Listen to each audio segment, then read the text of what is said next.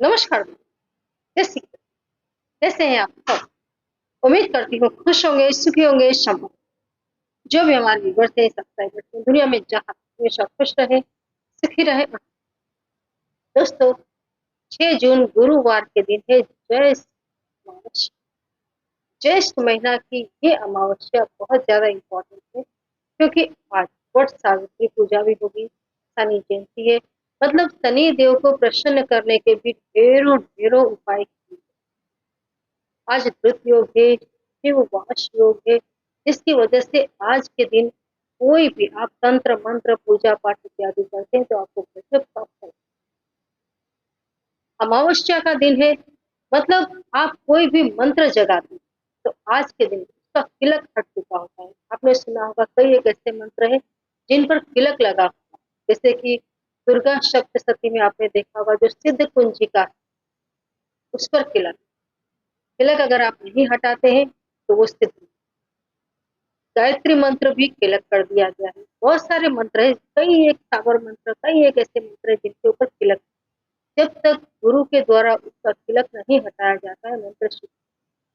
लेकिन जैसे अमावस्या, जो 4 काल रात्रियां बताई गई है, उनमें तिलक अपने आप हट जाता है। तो जैसे आज अमावस्या है तो आप जो भी मंत्र जगाना चाहे उस मंत्र को आप जगाए, चाहे वो वशीकरण का हो, मार हो, उच्चाटन, कोई भी मंत्र हो। आज के आज के दिन या आज की रात, अमावस्या के बारे में आपको चाहिए कि बहुत अच्छे से बता दूं, कोई भी काल रात्रि है तो दिन से ज्यादा रात का इफेक्ट बहुत गजब। रात में आप जो भी मंत्र जगाते हैं उसका इफेक्ट इतना आता है कि मतलब 1000 गुना ज्यादा समझो। तो आज की रात आप जो भी चाहें उस मंत्र को जगाएं। ये उपाय जो मैं आपको बताने के लिए जा रही हूँ, ये शत्रु मारण का है। वैसे मैं आपको बता दूं, शत्रु आप उस व्यक्ति को ना समझे जो आपसे आपसे बात नहीं करता है या आपको अवॉइड कर रहा है। कितनी बार ऐसा होता है कि जब हमारे मन एक नहीं होते, हमारे विचार एक नहीं होते, मतभेद होता है, मनभेद होता है, तो आदमी उसको अपना शत्रु मानता है। शत्रु वो होता है जो आपके ऊपर मारण क्रिया करता है। शत्रु वो होता है जो आपको जड़ से मिटाने की कोशिश, जो आपके परिवार को गहरा दुख पहुंचाने की, जड़ से उखाड़ देने की। क्योंकि कितनी बार क्या होता है, शत्रु मारण के हम उपाय तो कर देते हैं। ये मैं इसीलिए बता रही हूँ आपको, मेरे पास बहुत सारे ऐसे लोगों के कॉल आते हैं जिन्होंने शत्रु मारण के उपाय तो कर दिए, शत्रु बेड पर लग गया, शत्रु परेशान हो गया, उसके बाद भी जब उन्हें पछतावा हुआ तो मुझे कॉल करते हैं, मैडम उसकी बहुत दुर्दशा है, आप कुछ ऐसा उपाय बताओ कि वो ठीक हो जाए। है ना? तीर है, एक बार धनुष पर चढ़ गया, छूट गया तो वापस आने वाला नहीं। आपके द्वारा बोले गए शब्द, आपके द्वारा उच्चारण किए गए मंत्र, इस सबकी ताकत होती है। आप इसको ऐसे ही ना समझे कि ये कोई गप्पाबाजी। कई बार क्या होता है कि हम मंत्र जगाते हैं, पूजा पाठ करते हैं, लेकिन हम में उतना बल नहीं होता। वो तात्कालिक रिजल्ट, रिजल्ट तो देगा ही। आप पुण्य कमाएंगे तो भी रिजल्ट मिलेगा, पाप कमाएंगे तो भी रिजल्ट। लेकिन कितनी बार क्या होता है, रिजल्ट मिलने में थोड़ा समय, और अगर आपने उसको पावरफुली किया है तो तात्कालिक रिजल्ट आ जाता है। तो तमाम चीजें रिजल्ट देती ही देती है। इसलिए जब भी आप किसी को मारण का, उच्चाटन का, ऐसी कोई भी क्रिया करते हैं तो छोटी मोटी ईर्ष्या के लिए, जलन के लिए, या जैसे कोई आगे बढ़ रहा है। ज्यादातर महिलाओं में एक चीज मैंने देखने के लिए मिलती है कि अगर उनकी इच्छा कहीं पूरी नहीं हुई तो वो मारण कर देती। अगर कोई उनसे ज्यादा थोड़ा आगे बढ़ रहा है तो भी मारण कर देती, उच्चाटन कर देती, लोगों को बर्बाद कर देती। और फल ये मिलता है कि उन महिलाओं के पूरे परिवार बर्बाद है।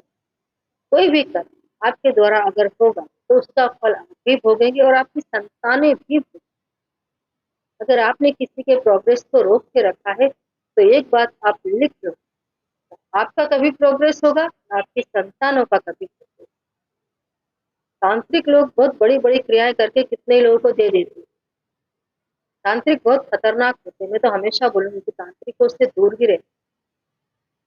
तांत्रिक आखिर तो इंसान ही होता है, तो कुछ भी करेगा उसमें इंसानी लक्षण तो मिक्स हो ही जाते हैं। अगर उसकी इच्छा पूरी नहीं हुई तो आपको बर्बाद करके चले। कई तांत्रिक कुछ पैसों के लिए कितने के घर पे घर उजाड़।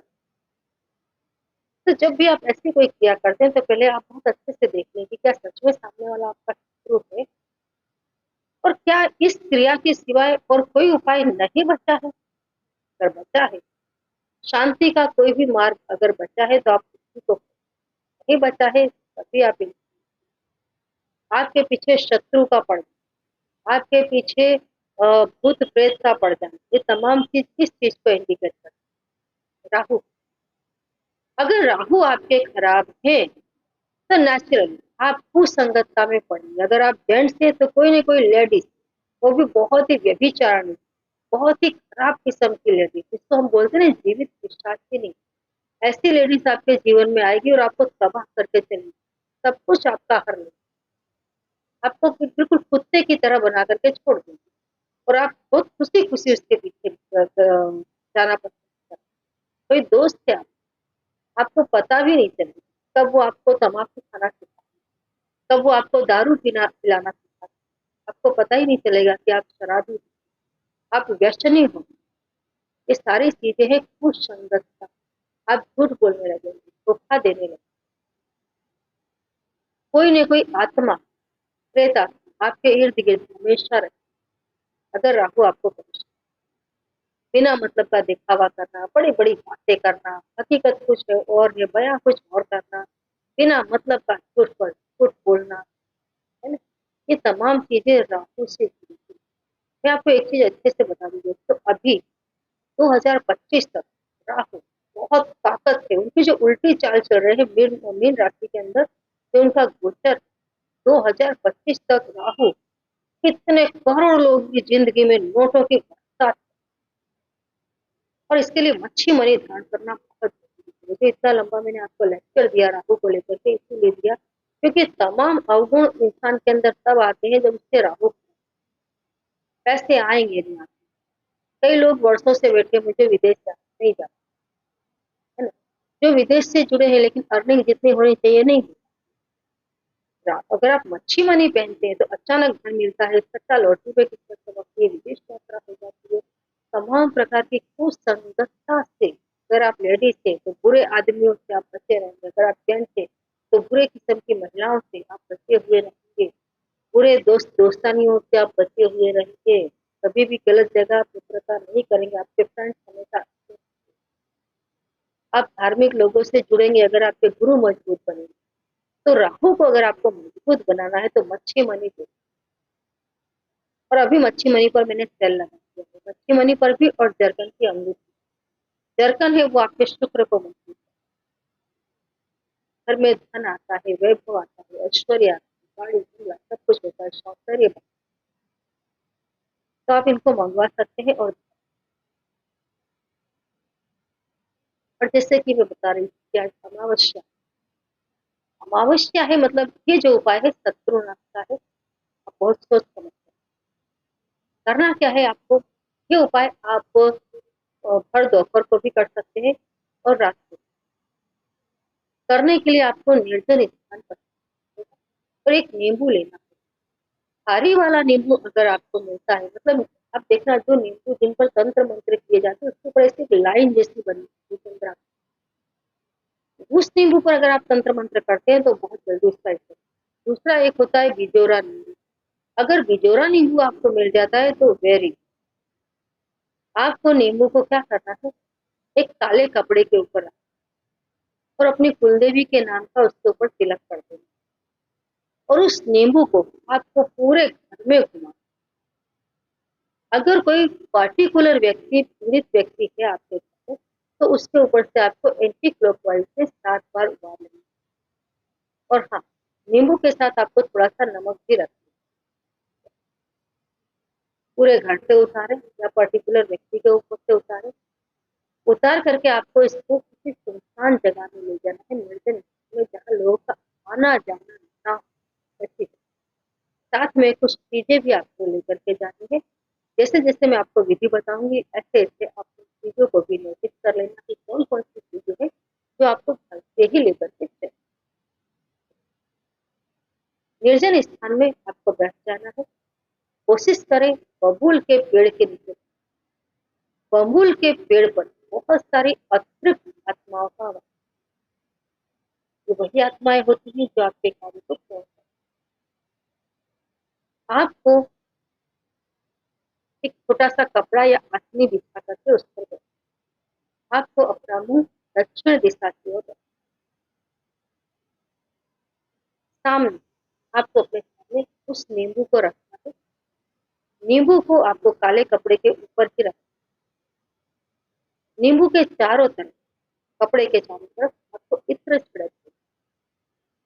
चित्र वगैरह जो मैं जैसे मैंने बताया कि जब मैं आपको विधि बताऊंगी तो आपको समझ जाना है कौन कौन सी चीजें हैं जो आपको घर से लेकर के कपड़े के चारों तरफ आपको इत्र, मतलब कि इत्र की बोतल आपको घर से ही लेकर के जाए।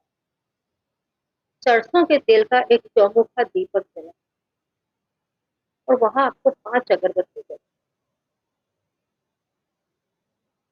आपके हाथ में रुद्राक्ष की माला और आपको मंत्र बोलना है ओम क्रीम क्रीम शत्रु नाशिनी क्रीम क्रीम स्वाहा। इस मंत्र की आपको एक माला का जाप। अगर आपको पर्टिकुलर किसी शत्रु का नाम पता है तो आप उसका नाम, हे जगदम्बा इस शत्रु से मुझे मुक्ति दी। ऐसा कर दो कि ये शत्रु का मन मेरी तरफ से बिल्कुल हट जाए, मेरी तरफ से उसका ध्यान बिल्कुल हट जाए और इसने जो भी मेरे विरोध में किया है उन तमाम तंत्रों से भी मुझे मुक्ति दी। इस तरह से प्रार्थना करके आप 4 लौंग लेंगे जो नींबू के चारों तरफ गाड़ दी, ये बोलते और शत्रु का अगर आपको मालूम है तो ब्लैक कलर की पेन से जहां जहां आप लौंग गाड़ी वहां वहां उस शत्रु का नाम। उसके बाद में चाकू से उस नींबू को खड़ा काट, आड़ा नहीं काटना है, खड़ा। 2 टुकड़े उस नींबू के आपको करने।